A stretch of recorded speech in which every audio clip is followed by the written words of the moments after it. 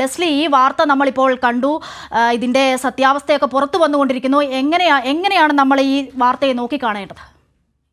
അശ്വതി, ഇതിൽ പ്രധാനമായ ഇതിൻ്റെ രാഷ്ട്രീയമാണ് നമ്മൾ മനസ്സിലാക്കേണ്ടത്. കാര്യം 2016 മുമ്പ് കേരളത്തിലെ സർക്കാർ ആശുപത്രികളിൽ സന്ദർശിച്ച അതേ മലയാളികൾ തന്നെയാണ് ഇപ്പോഴും ഈ സർക്കാർ ആശുപത്രിയെ സന്ദർശിക്കുന്നത്. എന്നാൽ ഈ 25% മരുന്നുകളുടെ അധിക ലഭ്യത ഉറപ്പുവരുത്തുന്ന സർക്കാർ ഒരു കാര്യം അതിൽ ലക്ഷ്യം വെച്ചുകൊണ്ടാണ്. അതായത് 2016 മുമ്പുള്ള കാലത്ത് സർക്കാർ ആശുപത്രിയെ ആശ്രയിച്ചതിനേക്കാൾ 25% ആളുകൾ കൂടുതൽ സർക്കാർ ആശുപത്രിയെ സമീപിക്കുന്നു എന്നുള്ളതാണ് ഇതിൻ്റെ വസ്തുതാപരമായ ഒരു കണക്ക്. അതായത് പൂർണ്ണമായും സർക്കാർ ആശുപത്രികളെ വിശ്വസിച്ച് സാധാരണക്കാർ സർക്കാർ ആശുപത്രിയെ ആശ്രയിക്കുന്നു. അതായത് പണം ഇല്ലാതെ തന്നെ മരുന്ന് ലഭിക്കുന്ന ഒരു അവസ്ഥ കേരളത്തിൽ ഉണ്ടാകുന്നു എന്നുള്ളതാണ് ഇതിൽ ഏറ്റവും പ്രധാനം.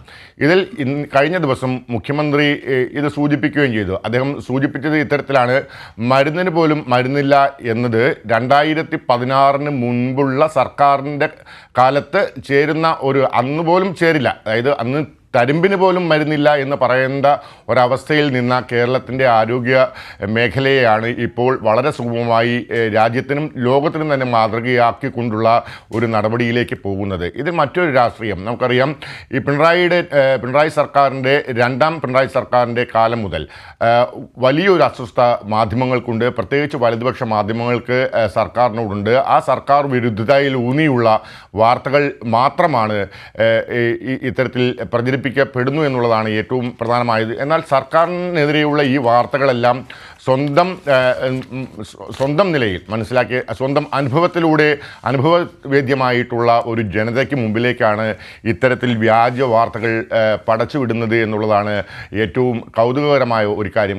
ഞാൻ കഴിഞ്ഞ ദിവസം ഈ വാർത്തയുമായി ബന്ധപ്പെട്ട് തിരുവനന്തപുരത്തെ ജനറൽ ആശുപത്രിയിൽ സന്ദർശിക്കുകയുണ്ടായി. ആ സന്ദർശിക്കുന്ന ഘട്ടത്തിൽ ഞാൻ ആയിരുന്നില്ല അവിടെ പോയത്. അവിടെ ഫാർമസിക്ക് അരികിൽ പോയി നിൽക്കുകയും ഇതെല്ലാം നോക്കിക്കാണുകയും ചെയ്ത ഒരു വ്യക്തിയാണ്. അവിടെ ആർക്കും ഒരു പരാതിയും ഉന്നയിക്കാൻ കഴിഞ്ഞിട്ടില്ല. പിന്നെ ഇതിലുള്ളൊരു മറ്റൊരു വസ്തുത, അതായത് ഒരു മരുന്നിൻ്റെ അതിൻ്റെ കണ്ടൻറ്റ്, അതിൻ്റെ രാസനാമമാണ് ഡോക്ടർമാർ എഴുതേണ്ടത് എന്നുള്ളതാണ് മാനദണ്ഡമായി വരുന്നത്. ഇപ്പോൾ പാരസെറ്റാമോൾ എന്ന ഒരു രാസനാമത്തിലുള്ള ഗുളിക അത് നിരവധി കമ്പനികൾ പുറത്തേക്ക് വരുന്നുണ്ട്.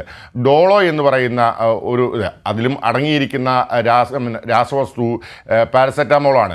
അത്തരത്തിൽ കമ്പനികളുടെ പേര് ലിഖിതമായി എഴുതി ഫാർമസിയിലേക്ക് വരുമ്പോൾ ഒരു പക്ഷേ ആ കമ്പനിയുടെ മരുന്ന് അവിടെ ഇല്ല എന്ന് അവിടുത്തെ ഫാർമസിസ്റ്റ് പറഞ്ഞിരിക്കാം. അത്തരത്തിൽ സംഭവിച്ച ഒരു വളരെ നിസ്സാരമായ ഒരു കാര്യത്തെയാണ് ഇത്തരത്തിൽ സർക്കാരിനെതിരെ വലിയ തോതിൽ, അതായത് ഈ ജനറൽ ആശുപത്രി എന്നുള്ളത് ഒരു സിമ്പൽ മാത്രമാണ്. ആ സിമ്പലിനെ വെച്ചുകൊണ്ട് സംസ്ഥാനത്തിൽ ഉടനീളം സർക്കാർ ആശുപത്രിയിൽ മരുന്നില്ല, രോഗികളെല്ലാം ദുരിതത്തിലാണ്, സാധാരണക്കാരൻ ഇനി അങ്ങോട്ട് പോകേണ്ടതേ ഇല്ല, നിങ്ങൾ സ്വകാര്യ ആശുപത്രിയെ സമീപിച്ചുകൊള്ളൂ എന്ന് പറയുന്ന ഒരു സന്ദേശം നൽകുന്ന വാർത്ത കേരളം പോലുള്ള ഒരു വികസിത ഒരു വലിയ അക്ഷരജ്ഞാനമുള്ള ഒരു സമൂഹത്തിന് മുമ്പിലേക്ക് ഒരു പത്രം വയ്ക്കുമ്പോൾ ആ പത്രത്തിൻ്റെ നിലവാരം എത്രത്തോളം ഉണ്ട് എന്ന് ജനങ്ങൾ സംസാരിക്കും, അല്ലെങ്കിൽ ജനങ്ങൾ ചർച്ച ചെയ്യുമെന്നുള്ള കാര്യം കൂടി ഈ സർക്കാർ വിരുദ്ധതയിൽ ഇത്തരം മാധ്യമങ്ങൾ മറന്നുപോകുന്നത് എന്നുള്ളതാണ് ഏറ്റവും പ്രധാനമായ വസ്തുത. അശ്വതി, ലെസ്ലി സൂചിപ്പിച്ച പോലെ തന്നെ, അതായത് മാർച്ച് വരെ ആവശ്യമായ മരുന്നുകൾ ഇപ്പോൾ തന്നെയുണ്ട്. ഏതെങ്കിലും പ്രത്യേക കമ്പനിയുടെ മരുന്ന് സ്റ്റോക്ക് ഇല്ലെങ്കിൽ പകരം കൊടുക്കാനുള്ള സംവിധാനവും നമുക്കിന്നുണ്ട്. തീർച്ചയായും അതുതന്നെയാണ് കഴിഞ്ഞ ദിവസം ആരോഗ്യമന്ത്രി സൂചിപ്പിച്ചത്. 2016 ശേഷം എല്ലാ വർഷവും കൃത്യമായി സാമ്പത്തിക വർഷം ആരംഭിക്കുന്നതിന് മുമ്പ് തന്നെ അടുത്ത സാമ്പത്തിക വർഷത്തിൻ്റെ കണക്കാക്കുന്നത് 25% അധിക മരുന്ന് എന്നുള്ള നിലയിലാണ്. കാര്യം 25% ആളുകൾ കൂടുതൽ സർക്കാർ ആശുപത്രിയെ, ആതുരാലയങ്ങളെ ആശ്രയിക്കാനുള്ള സാധ്യത നിലനിൽക്കുന്നുണ്ട്. മാത്രമല്ല നമുക്കറിയാം, ഇപ്പോൾ ആ 25% എന്ന കണക്കിലേക്ക് സർക്കാർ ഒരു നിലപാട് സ്വീകരിക്കുന്നതിൻ്റെ പ്രധാന കാരണം കോവിഡാനന്തര ആരോഗ്യ പ്രശ്നങ്ങളുമായി ബന്ധപ്പെട്ട് നിരവധി പ്രശ്നങ്ങൾ പലർക്കുമുണ്ട്. ആ പ്രശ്നങ്ങളെല്ലാം തന്നെ അഭിമുഖീകരിക്കുന്ന ഒരു സമൂഹമാണ് കേരളീയ സമൂഹം.